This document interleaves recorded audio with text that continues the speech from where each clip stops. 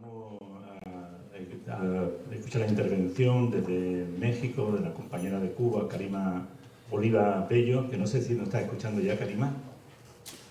Sí, los escucho. ¿Me escuchan bien ustedes a mí? Perfectamente. Bueno, pues Karima, cuando tú quieras, te dejamos para que nos comentes. José, para tener una idea, ¿cuánto tiempo más o menos se supone que sea la intervención? ¿Cuánto necesita, Karima? Que no, No necesito mucho, por eso decía, para poder ajustarme, porque pues, son temas de los que se pudiera hablar mucho, pero me imagino que hay una agenda con otros sí, participantes. en principio tenemos previsto 15 minutos. ¿Te parece bien? Bien, bueno, pues Bien. trataré de ajustarme a eso. Un saludo, Karima, y muchas gracias por estar aquí conectada con nosotros. No, Un abrazo. gracias Un a abrazo. ustedes y bueno, pues un saludo a todas y todos quienes están participando en este evento. Para mí siempre es un privilegio grandísimo poder compartir, siempre que me han invitado con los grupos de solidaridad, porque siempre lo hago profundamente agradecida, ¿no? Por todo lo que hacen y por el interés que muestran en acompañar a mi país, ¿verdad? En esta lucha ya de tantos años contra el bloqueo y también por su apoyo a la Revolución Cubana. Y comienzo hablando de la Revolución Cubana porque podemos comprender, ¿verdad?, que para poder llegar o tener acceso, ¿no?, a cada vez una mayor cantidad de personas que puedan unirse, ¿no?, a la lucha contra el bloqueo, tenemos o necesariamente hace falta pues dejar a un lado, ¿no?, diferencias ideológicas o demás. O sea, existe esta idea de que todo el que se quiere unir a la causa, independientemente que no comparta nuestra postura ideológica, pues será bienvenido, en el entendido de que el bloqueo es un acto de terrorismo y pueden haber muchas personas que aún, sin pensar como nosotros en el plano ideológico, entiendan la necesidad de que esta política de guerra contra mi país, contra nuestro país, acabe, ¿no? De hecho, en las Naciones Unidas anualmente es una mayoría abrumadora de países que votan a favor de la eliminación de esta política de guerra contra Cuba, ¿no? Sin embargo, independientemente de que podamos compartir esta postura de que es importante llegar a cada vez mayor cantidad de personas que puedan apoyar la lucha de Cuba contra el bloqueo, ¿no?, y que puedan sensibilizarse con lo que el bloqueo significa, independientemente de su postura ideológica. Yo estoy convencida de que para entender a fondo qué significa realmente el bloqueo, cuál es su racionalidad, cuál es su lógica, por qué está ahí, por qué se ha mantenido por tantas décadas, ya más de 6 décadas, es necesario entender, comprender qué significa la Revolución Cubana, ¿no? O sea, el bloqueo no es cualquier acto de guerra, es un acto de guerra, es un acto de terrorismo contra específicamente la revolución y su carácter socialista, ¿no? Incluso, ¿qué significó la revolución en enero del 59? Cuando comenzó la reforma agraria, cuando comprendieron que no era un gobierno más que estaba luchando por llegar al poder, imponerse, ¿no? Y bueno, pues con tal de afianzarse en el poder, seguir el mismo camino que los otros gobiernos, ¿no? Cuando se entendió que era una revolución socialista verdadera, porque el carácter socialista se declaró en el 61, pero se comenzaron a tomar una serie de medidas como la reforma agraria, ¿verdad?, en beneficio de los campesinos cubanos, la nacionalización de las empresas más importantes, de los sectores más importantes de la economía, ¿verdad? Y se comprendió que estábamos ante un cambio radical. Bueno, pues a partir de ahí comenzaron las reacciones por parte del gobierno de los Estados Unidos para intentar frenar, ¿verdad?, aquellos que muchos pensaron que sería una cuestión de unos años y que se ha convertido en un proceso que lleva ya más de 60 años transitando, ¿no?, hacia el socialismo, intentando transitar hacia el socialismo. Entonces, ¿y qué significa ahora, no?, en un mundo como el que estamos viviendo, qué significa una revolución socialista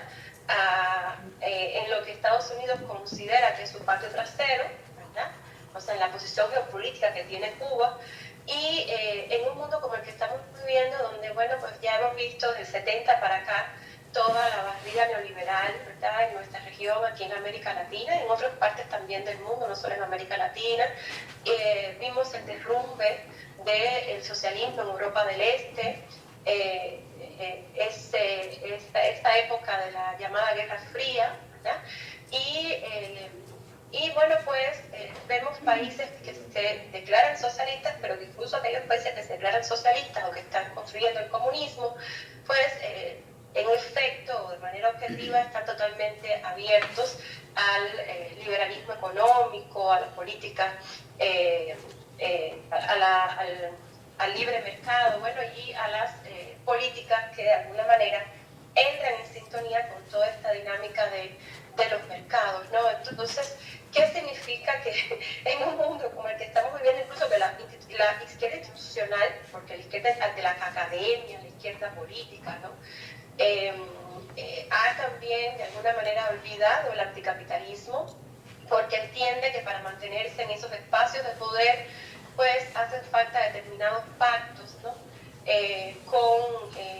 con las oligarquías nacionales, ¿no?, y que se ha limitado en las últimas décadas de izquierda institucional a,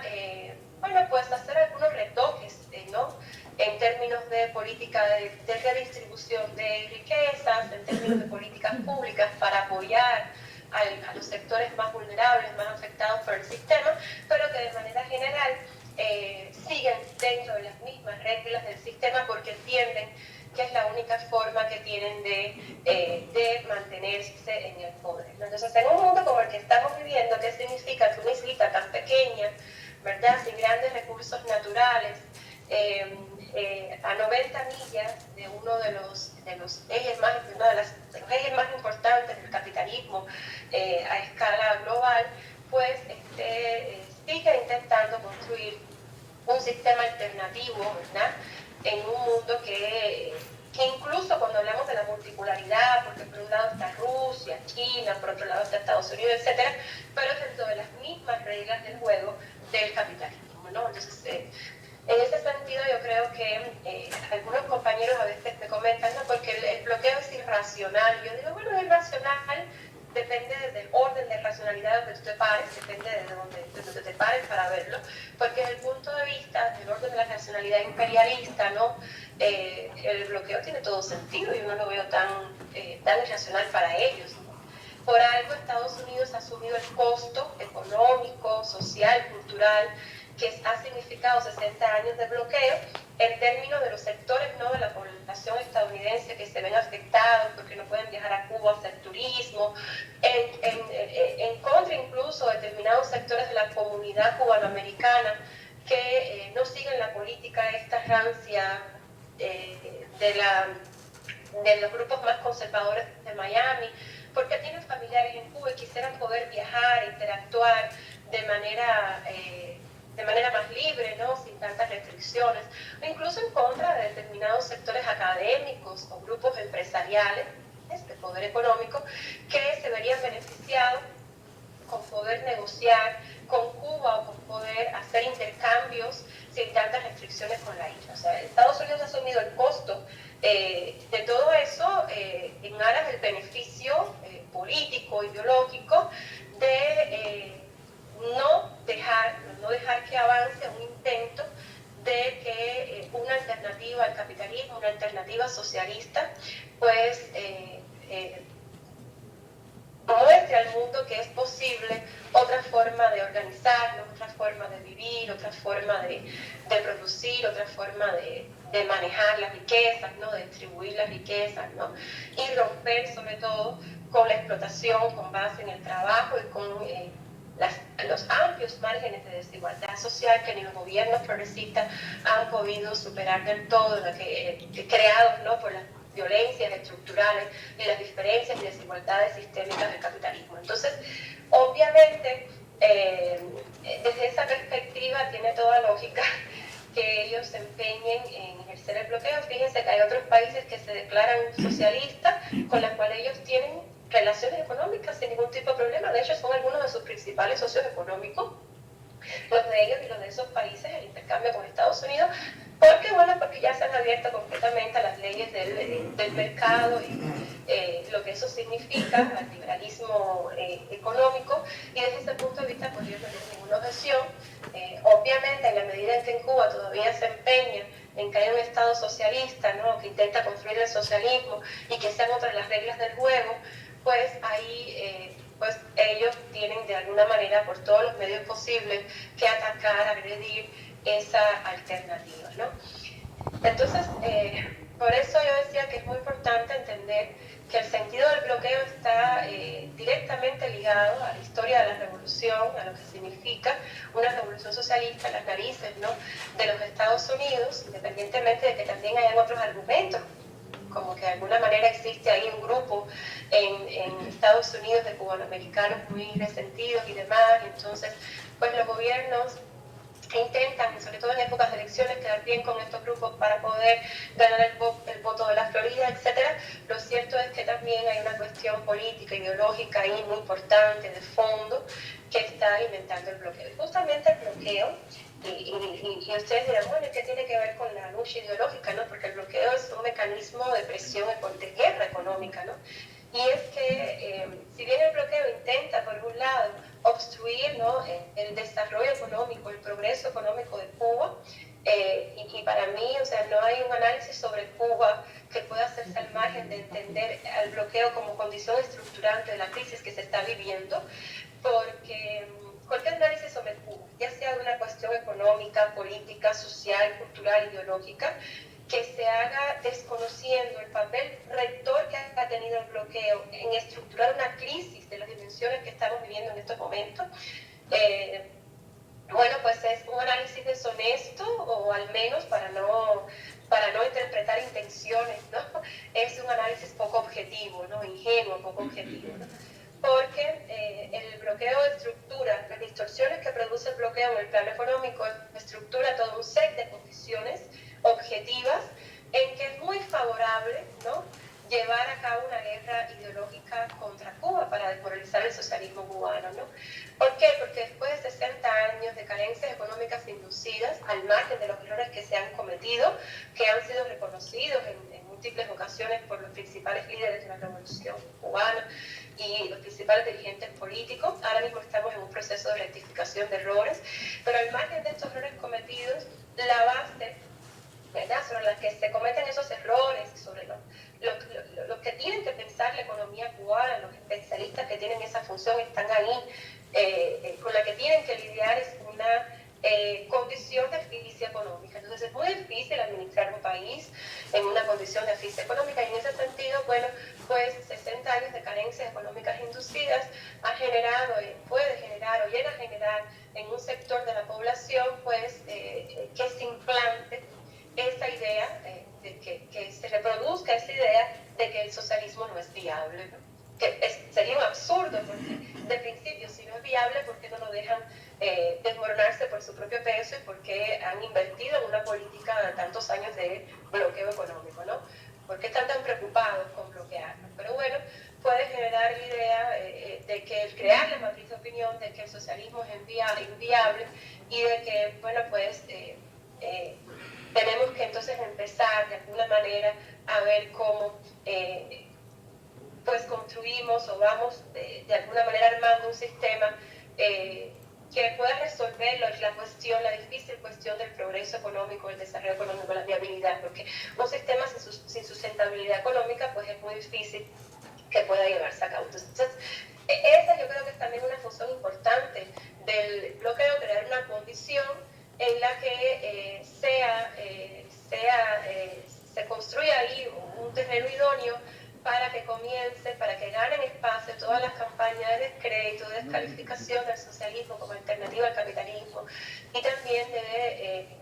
de acabar también, barrer con la conciencia histórica, ¿verdad? Que la gente olvida por qué en Cuba se hizo una revolución socialista, acabar también con la conciencia de clase de la gente, o sea, que la gente olvida la importancia, ¿verdad?, de que las propiedades, la gestión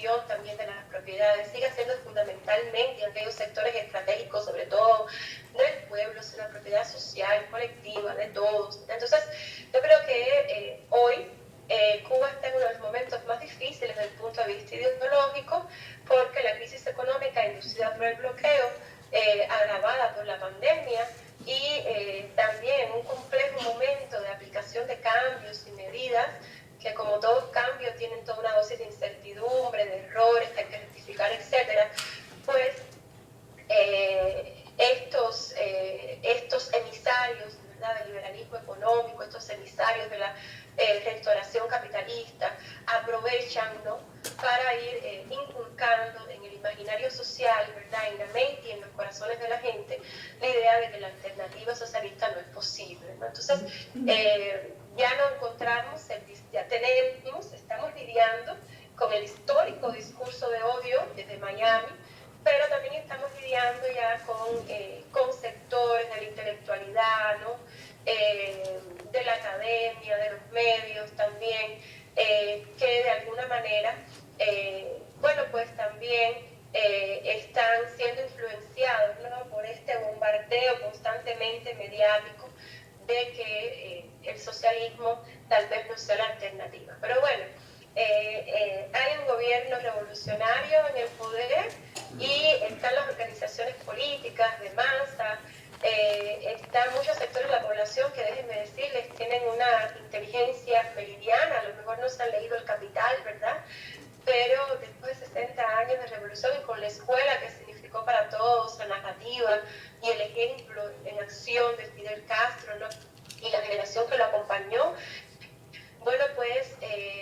tienen una inteligencia meridiana para identificar los riesgos, los peligros, ¿verdad?,